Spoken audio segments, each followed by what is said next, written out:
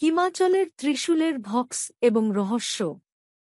হিমাচলের প্রভাত যখন সোনালি আলোয় ধীরে ধীরে উন্মোচিত হয়, তখন পাহাড়ের গায়ে ভিজে থাকা কুয়াশা যেন নরম পর্দার মতো ধীরে সরতে থাকে। এই পর্দা সরলে দেখা যায় ত্রিশূল শৃঙ্গ, তিন প্রান্তের ধারালো, নীলাভ সাদা অস্ত্রের মতো দাঁড়িয়ে থাকা এক মহাশক্তির প্রতীক। কিন্তু ত্রিশূলের এই নীরব সৌন্দর্যের সঙ্গেই লুকিয়ে রয়েছে এমন এক গভীর, দীর্ঘশ্বাসময় রহস্য, যা তারই ছায়ায় জন্ম নেওয়া ত্রিশূলের ভক্স। ত্রিশূলের ভক্স অদৃশ্য কোলাহল।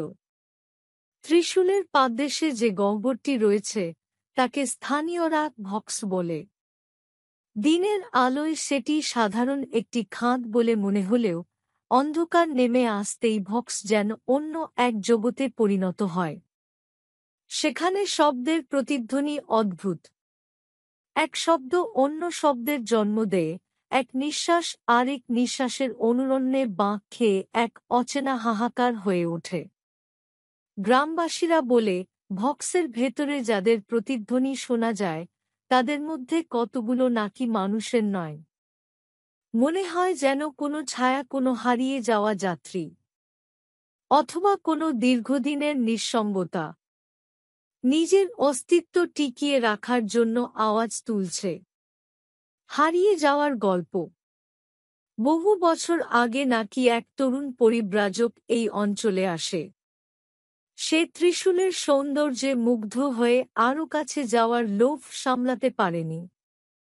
তাকে শেষবার দেখা গিয়েছিল ভক্সের কিনারে দাঁড়িয়ে, নিচের অন্ধকারের দিকে তাকিয়ে। তারপর আর কখনো কেউ তার চিহ্ন পায়নি। এই ঘটনার পর পাহাড়ি গ্রামগুলোর লোকেরা বলে, ভক্স একবার কাউকে নিজের করে নিলে তাকে আর ফেরত দেয় না। তারপর সময় সময় আরও কয়েকজন পর্যটক নিখোঁজ হয়। কেউ কেউ ফিরে এসেও বলে, ভক্সের ভেতরে ভুলে যাওয়া স্বর শোনা যায়, যার উতস খুঁজে পাওয়া সম্ভব নয়। কিন্তু কান বন্ধ করলেও শব্দ থামে না। মনে হয় যেন কেউ ডাকছে, ধীরে ধীরে কাছে আসো, আরেকটু কাছে। রহস্যের বৈজ্ঞানিক ব্যাখ্যা, অথবা তার অভাব। কিছু বিজ্ঞানী এই ভক্স এলাকার অদ্ভুত প্রতিধ্বনি বোঝার চেষ্টা করেছিলেন। তারা জানিয়েছিলেন, পাহাড়ের নিচে নাকি ফাঁপা স্তর রয়েছে, যেখানে বাতাস অস্থিরভাবে ঘুরে বেড়ায়। কিন্তু এ ব্যাখ্যা সব রহস্য মেটায় না। কারণ প্রতিধ্বনিগুলো শুধু শব্দ নয়। কখনো স্পষ্ট কথার মতো শোনায়, কখনো মানুষের হাহাকারের মতো, আর কখনো এমন হাসি, যা শুনলে শরীর ঠান্ডা হয়ে যায়। বিজ্ঞানীরা নিজেরাই স্বীকার করে নেন, প্রকৃতি মাঝে মাঝে মানুষের তৈরি যুক্তিকে তুচ্ছ করে দেয়। তপস্বীর অভিশাপ।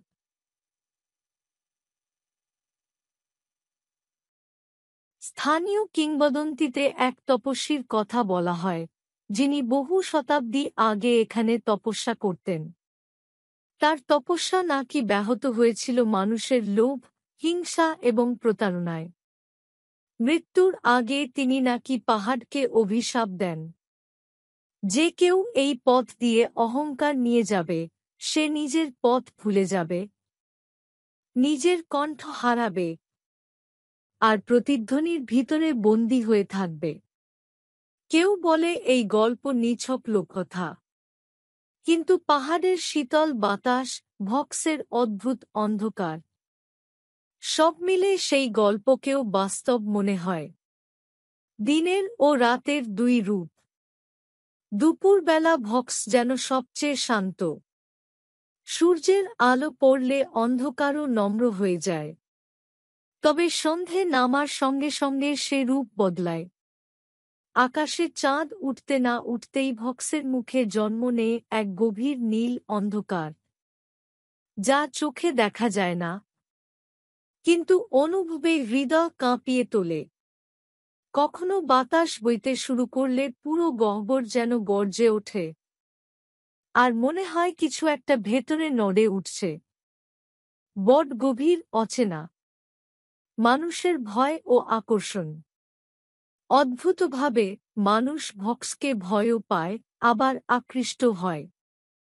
যেমন গভীর প্রেমে মানুষ যেমন ভয় আর আকর্ষণের মধ্য দিয়ে টান অনুভব করে, তেমনি ভক্সও তার রহস্য দিয়ে মানুষের মনকে টানে। সত্যিই তো, যে জিনিস মানুষ জানে না, বুঝতে পারে না, তার প্রতি মানুষের কৌতূহল চিরন্তন। ত্রিশূলের ছায়ার শেষ কথাটি।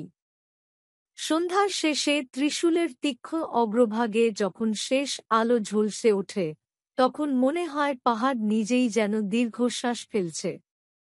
ত্রিশূলে লেগে থাকা শীতল নীরবতা ধীরে ধীরে ভক্সে নেমে আসে, আর পুরো উপত্যকা ডুবে যায় এক অচেনা বিষাদে। কেউ জানে না এই বিষাদ কোথা থেকে আসে।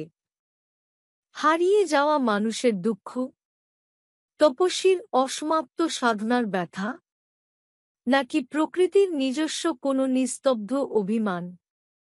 কেবল এটুকু সত্য, হিমাচলের ত্রিশূলের ভক্স কোনো স্থান নয়। এ এক অনুভূতি, এক শীতল ছায়া, যা মানুষের মনে অদ্ভুত টান রেখে যায়।